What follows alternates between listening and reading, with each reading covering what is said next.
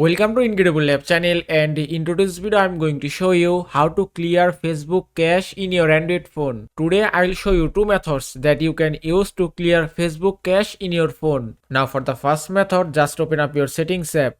Now from here scroll down and then go to apps option. After that you have to find Facebook. That's it. Then just tap here. After that scroll down a bit and then go to storage option. And at the bottom you can see clear cache option. Then just tap here and it's done. Now your Facebook cache has been cleared successfully. Now for the second method, just go to app screen. Then you have to touch and hold on the Facebook icon. Then tap on this eye icon.